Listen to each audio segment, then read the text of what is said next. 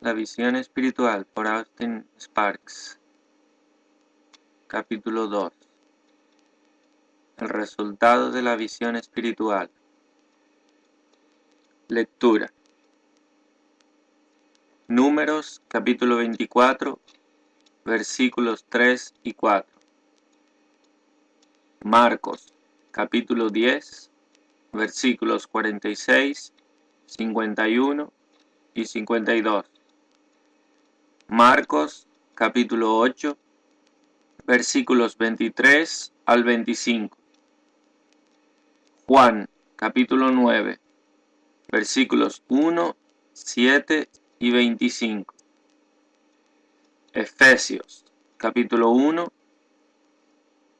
del versículo 17 al 18. Apocalipsis, capítulo 3, versículo 17. Hechos, capítulo 26, versículos 17 y 18.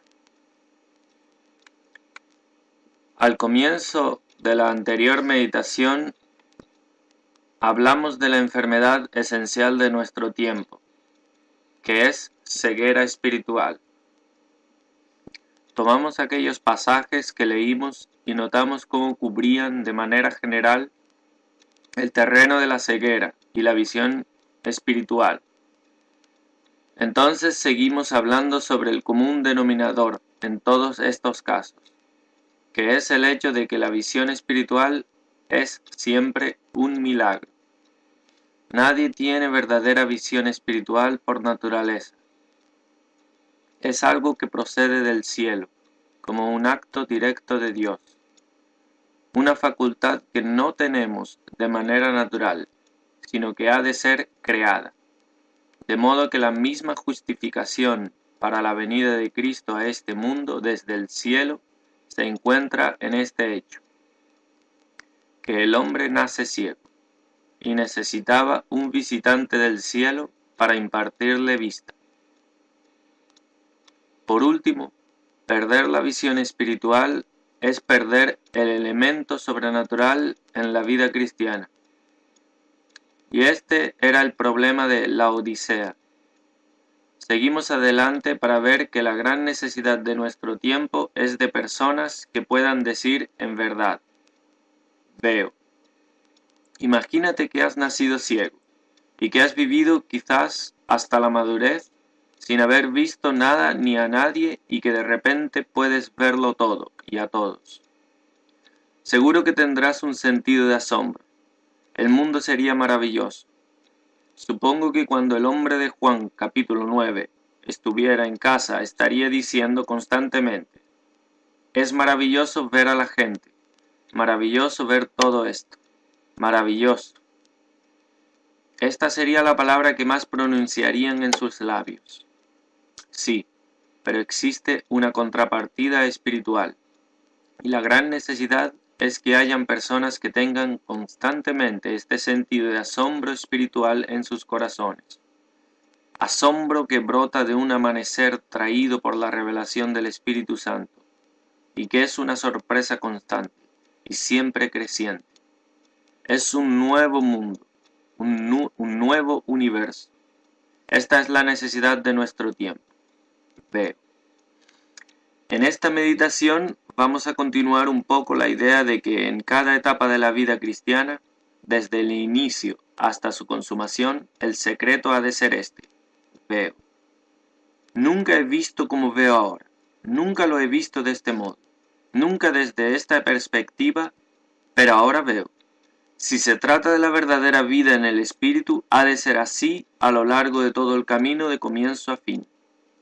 Meditemos entonces por un momento en una o dos fases de la vida cristiana que deben ser gobernadas por esta gran realidad de ver por obra de Dios. A lo largo de la meditación te vendrán a la mente gran cantidad de textos bíblicos, puesto que las Escrituras contienen mucho sobre este asunto. Ver gobierna el principio de la vida cristiana. ¿Cuál es el principio de la vida cristiana? Es un ver. Ha de ser un ver. La misma lógica exige que sea un ver. por razón de que toda la vida cristiana ha de ser un movimiento progresivo a lo largo de una línea hacia un fin, esta línea y este fin son Cristo. Este era el asunto con el ciego de nacimiento en Juan 9. Te acordarás de cómo, tras ser expulsado, Jesús le encontró y le dijo, ¿crees tú en el Hijo de Dios? Y el hombre respondió y dijo, ¿quién es, Señor, para que crea en él? Jesús le dijo, pues le has visto, y el que habla contigo, él es. Y él dijo, creo, Señor, y le adoro. El objeto de la vista espiritual es el reconocimiento del Señor Jesús. Y va a ser así durante todo el trayecto, de comienzo a fin. Podemos decir que nuestra salvación fue un asunto de vernos a nosotros mismos como pecadores. Pero si hubiera quedado ahí, hubiera sido una expectativa muy pobre. O podemos decir que es ver que Cristo murió por los pecadores. Esto está muy bien, pero tampoco es suficiente. A no ser que veamos quién es Cristo, podría encontrar cabida en nosotros. A no ser que veamos quién es Cristo, podría encontrar cabida en nosotros este pensamiento sutil y fatal de que también muchos soldados británicos han muerto por sus compatriotas una muerte tan heroica como la de Jesús, sin discernir o diferenciar entre la una y las otras. No, todo el asunto se resume en ver a Jesús. ¿Qué ocurre cuando de verdad ves a Jesús? ¿Qué le ocurrió a Saulo de Tarso? Bueno, le ocurrieron un montón de cosas, y cosas muy poderosas que nada más hubiera podido producir. Nunca hubieras podido convencer mediante argumentos a Saulo de Tarso para que aceptara el cristianismo. Tampoco le hubieras podido introducir por temor. No hubieras podido convertirlo al cristianismo ni por raciocinio ni por emociones. Para sacar del judaísmo a este hombre se necesitaba algo más de lo que es posible encontrar en la tierra. Pero vio a Jesús de Nazaret, y eso sí lo hizo. Ahora ha salido del judaísmo. Es un hombre emancipado. Ha visto. Más adelante tiene que enfrentarse a la gran dificultad de los judaizantes que le siguen y persiguen por todas partes para boicotear la fe de sus convertidos, para hundirlos de su posición en Cristo. Y como es el caso con los creyentes en Galacia, muchos llegan al mismo borde de la caída, o llegan a caer. En este punto, Pablo plantea de nuevo la cuestión de lo que es un cristiano, y la enfoca precisamente sobre lo que sucedió en el camino de Damasco. La carta a los Gálatas puede realmente resumirse así. Un cristiano no es alguien que hace esto o aquello que le está prescrito. Un cristiano no es alguien que deja de hacer esto, aquello o lo de más allá porque le está prohibido. Un cristiano no es en absoluto alguien regido por las cosas externas de una forma de vida, un orden, un sistema legalista que dice, debes y no debes. El cristiano se define en esta frase, agradó a Dios revelar a su Hijo en mí. Gálatas capítulo 1, versículos 15 y 16. Esta es solo otra manera de decir, abrió mis ojos para ver a Jesús. Las dos cosas son la misma. El camino de Damasco es el lugar. ¿Quién eres, Señor? Yo soy Jesús de Nazaret. Agradó a Dios el revelar a su Hijo en mí. Esto es una y la misma cosa. Lo que hace al cristiano es una visión interior. Dios es el que resplandeció en nuestros corazones para iluminación de la gloria de Dios en la faz de Jesucristo. 2 Corintios 4:16. En nuestros corazones. Cristo impartió de este modo y revelado en nuestro interior, Cristo impartido de este modo y revelado en nuestro interior, es lo que hace a un cristiano. Un cristiano hará o no hará ciertas cosas, no por el dictado de ciertas leyes cristianas, sino guiado en su interior por el Espíritu, por Cristo en el corazón. Es esto lo que hace a un cristiano, y en esto se echa el fundamento para todo lo demás, hasta la misma consumación, porque esto es lo que va a seguir ocurriendo de manera creciente. De modo que el fundamento ha de ser adecuado a la superestructura. Es todo una pieza, es ver, y ver a Cristo. Esto es una declaración atrevida sobre la que se podría decir mucho más, pero es un desafío. Ahora hemos de preguntarnos a nosotros mismos, ¿sobre qué fundamento descansa nuestra vida cristiana? ¿Es sobre algo externo? ¿Algo que hemos leído? ¿Algo que se nos ha dicho? ¿Algo que se nos ha mandado? ¿Algo con lo que se nos ha asustado o algo en lo que se nos ha introducido por emociones? ¿O se basa sobre este fundamento?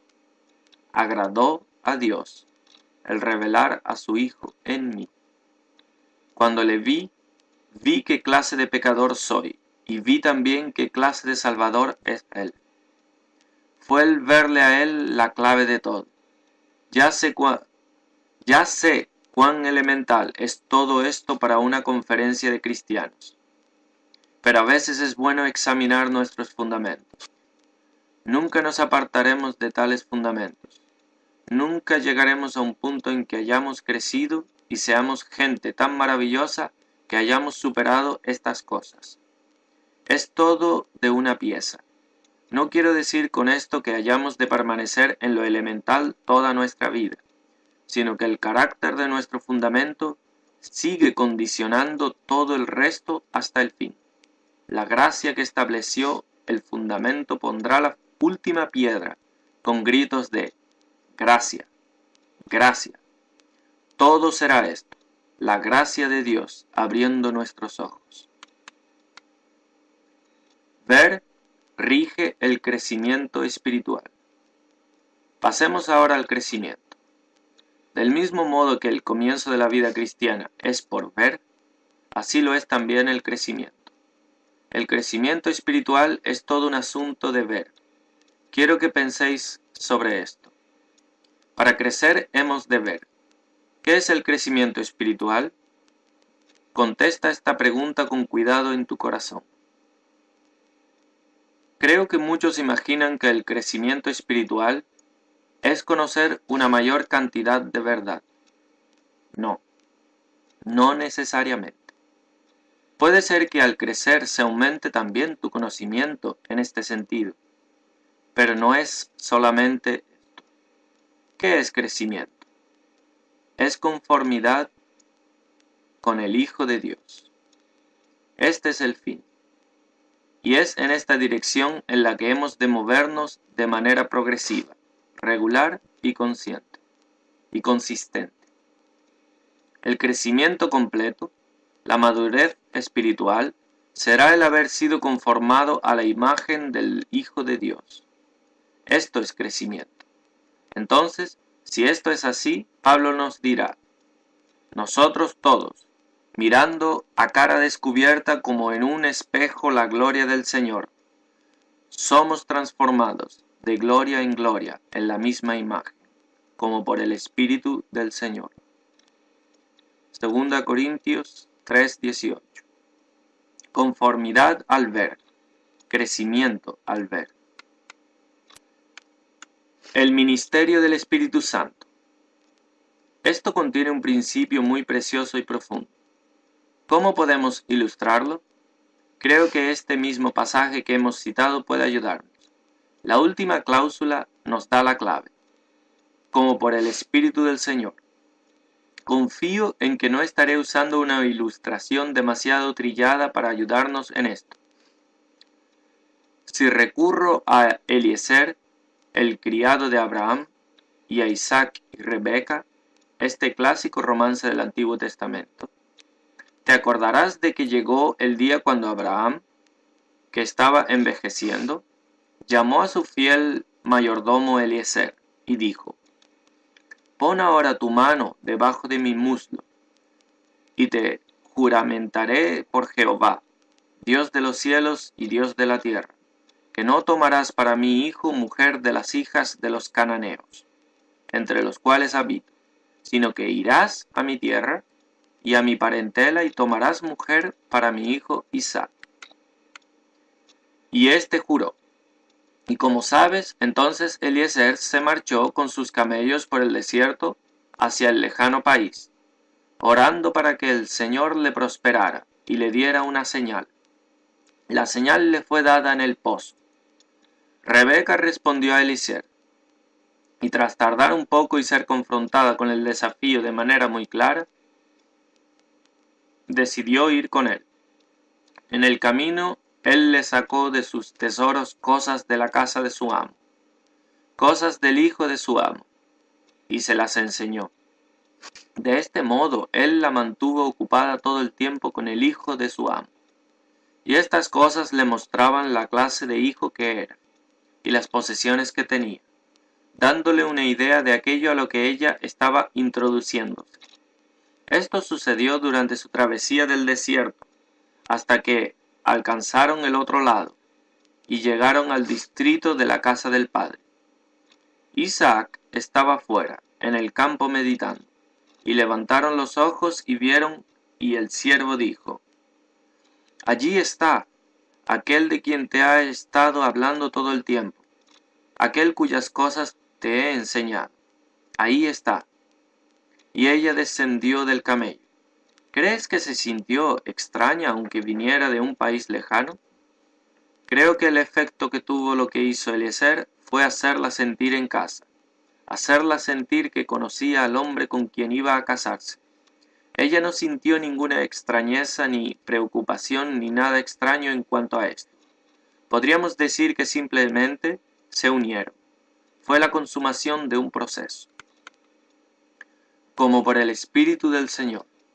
El Señor Jesús dijo: «Cuando Él venga, tomará de lo mío y os lo hará saber». No hablará por su propia cuenta, sino que hablará todo lo que oyere. Tomará de lo mío y os lo hará saber. Juan 16, versículos 13 y 14. El Espíritu, el fiel siervo de la casa del Padre, ha venido atravesando el desierto para encontrar la esposa para el Hijo, de su tierra y de su parentela. Sí, es algo asombroso. Así que por cuanto los hijos participaron de carne y sangre, él también participó de lo mismo. Hebreos 2, 14. Porque el que santifica y los que son santificados, de uno son todos. Hebreos 2, 11. El Espíritu ha venido para conseguir ahora esta esposa, que sea uno con él, hueso suyo y carne suya. Pero el Espíritu desea ocuparnos constantemente con el Señor Jesús, mostrándonos sus cosas. ¿Con qué propósito? Para que no seamos extraños cuando le veamos, para que en aquel día no sintamos que nosotros somos de un modo y él de otro, sino que sea sencillamente: este es el último paso de otros muchos que han llevado a este, y cada paso dado ha estado haciendo esta unidad más perfecta, esta armonía más completa, para que al final, sin ninguna gran crisis, simplemente entremos. Hemos estado todo el tiempo en esta dirección, y este es el último paso. Esto es ser conformado a su imagen. Esto es crecimiento espiritual. Ir conociendo al Señor y llegando a ser como Él. Ir sintiéndonos con Él como en casa, para que no haya incompatibilidad, ni extrañeza, ni discordia, ni distancia. Ser uno con nuestro Señor Jesús, profundizando siempre hasta la consumación. Esto es crecimiento espiritual. ¿Te das cuenta? Nuevamente se trata de algo interior, y no es más que el desarrollo de aquella iniciación, de aquel comienzo. Hemos visto, y estamos viendo, y viendo, y viendo. y al ver somos transformados. ¿Es esto verdad acerca de todo lo que crees ver? Hemos de probar todo lo que creemos ver y conocerlo mediante su efecto en nuestras vidas. Tú y yo podemos tener una enorme cantidad de lo que creemos ser conocimiento espiritual. Tenemos todas las doctrinas, todas las verdades. Podemos enmarcar todas las doctrinas evangélicas. Pero ¿cuál es el efecto de ello? Amados, si no somos transformados, no estamos viendo en su verdadero sentido espiritual.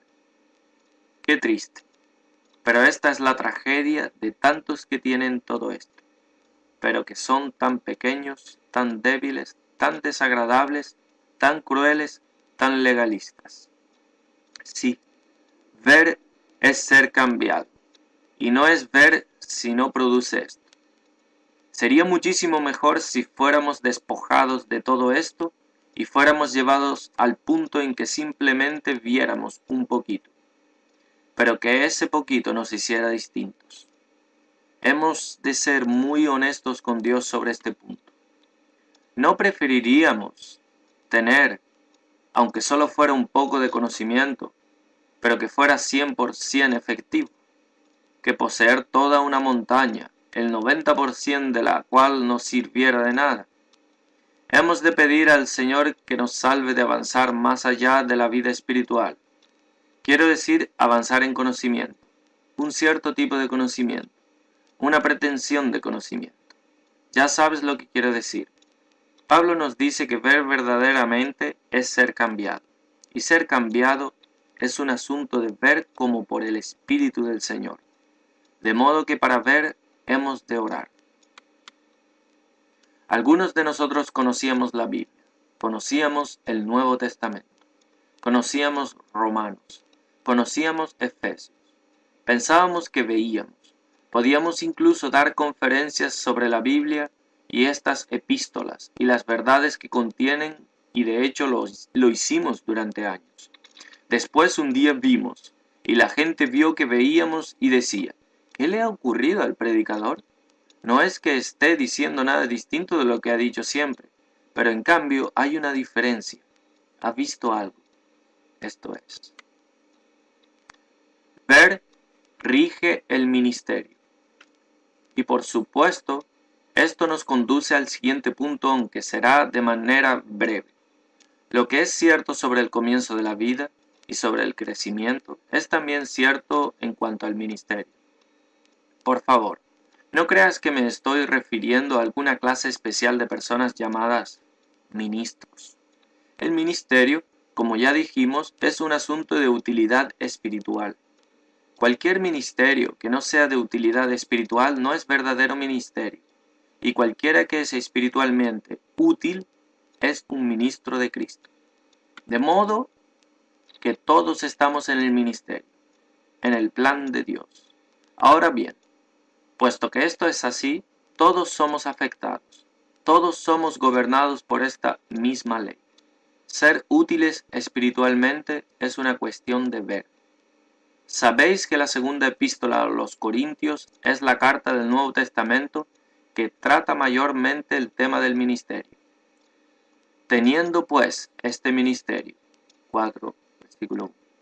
¿Y cuál es este ministerio? Dios ha resplandecido en nuestros corazones. 4:6. Sabemos que en esta parte de la epístola Pablo tiene como fondo de su argumento a Moisés, el ministro de Dios. Esta es la designación por la que conocemos a Moisés como siervo de Dios. Pablo habla de Moisés cumpliendo con su ministerio, su servicio, leyendo la ley y teniendo que ponerse un velo sobre su cara, ya que por razón de la gloria la gente no podía mirarle. Y aquella era una gloria pasajera. En este punto Pablo nos dice que en el ministerio que nos ha sido encomendado, Dios ha resplandecido en nuestro interior y no tenemos necesidad de ningún velo. En Cristo el velo ha sido quitado y lo que debe verse es Cristo en nosotros, y Cristo ha de ser ministrado a través nuestro, puesto que somos los instrumentos para hacer visible a Cristo. Esto es utilidad espiritual. Esto es ministerio. Hacer a Cristo visible. Y tenemos este tesoro en vasos de barro, para que la excelencia del poder sea de Dios y no de nosotros. 4:7. Que estamos. Y sigue toda una lista de cosas que nos rebajan. Pero en realidad está diciendo, esto es Cristo. Si se nos rebaja, si somos perseguidos, menospreciados, derribados, siempre llevando por todas partes la muerte del Señor Jesús, esto es tan solo la manera en que Dios hace visible a Cristo. Si somos menospreciados y perseguidos y derribados, y la gracia del Señor Jesús es suficiente, y ves que el Señor Jesús exhibe su gracia en esta prueba, en este sufrimiento, entonces dices, este es un Cristo maravilloso. Ves a Cristo, y a través de nuestros sufrimientos, Cristo es ministrado. Esto es utilidad espiritual. ¿Quién es el que más te ha ayudado? Yo puedo decirte quién me ha ayudado más a mí. No ha sido nadie desde el púlpito. Fue alguien que atravesó un intenso y terrible sufrimiento durante muchos años, y para quien la gracia de Dios fue suficiente. Yo podía decir, si puedo atravesar el sufrimiento de este modo, entonces el cristianismo que vivo vale la pena. Mi Cristo vale la pena. Aquello fue lo que más me ayudó. Aquello es lo que quiero ver. No me prediques, vive. Y así es como más me ayudas. No es ciertamente de gran inspiración, o debería serlo, el ver que es en nuestra prueba y adversidad donde otros pueden ver al Señor y ser más ayudados. La manera en que atravesamos la prueba es lo que va a ayudar a los demás mejor que todo cuanto podamos decirles. Que el Señor nos guarde cuando decimos algo así, porque conocemos nuestra fragilidad. Sabemos cómo le fallamos cuando estamos bajo prueba. Pero esto es lo que Pablo está diciéndonos aquí en cuanto al ministerio. Tenemos este tesoro en vasos de frágil barro.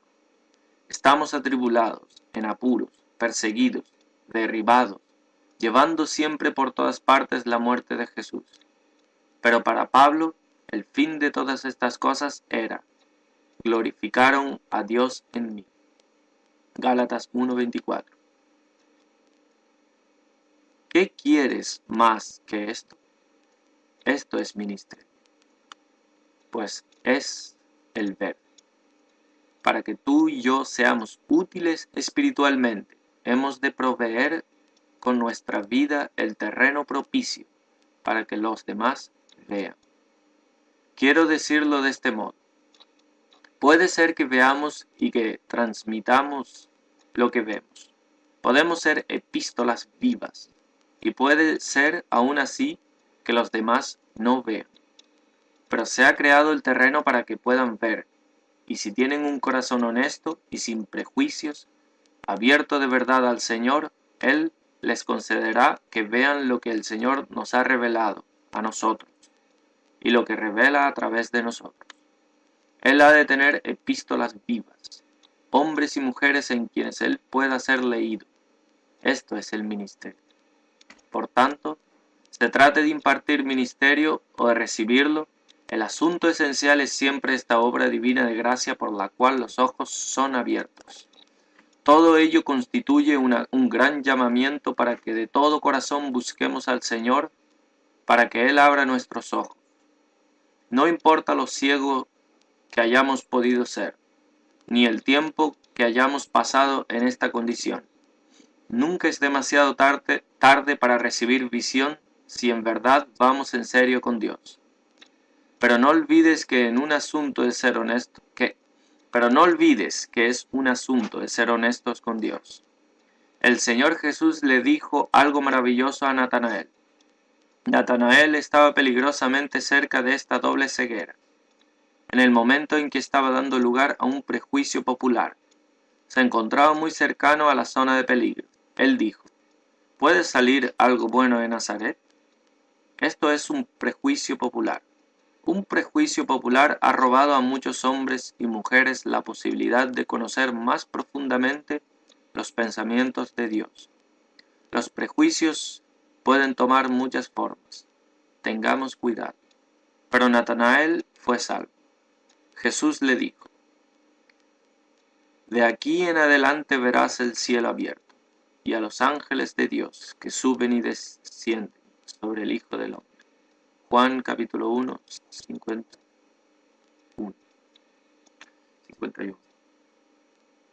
5 y 1. De aquí en adelante. Por supuesto se refería al día del Espíritu. Natanael vería, como por el Espíritu del Señor. Estaba en peligro, pero escapó. Si estás en peligro por tus prejuicios, ten cuidado. Abandona tus prejuicios. Ten un corazón abierto. Sé un israelita en quien no hay Jacob, en quien no hay engaño. Abierto de corazón al Señor, y verás. La visión espiritual por Austin Sparks. Capítulo 2. El resultado de la visión espiritual. Lectura. Números capítulo 24, versículos 3 y 4. Marcos capítulo 10, versículos 46, 51 y 52. Marcos capítulo 8, versículos 23 al 25. Juan capítulo 9, versículos 1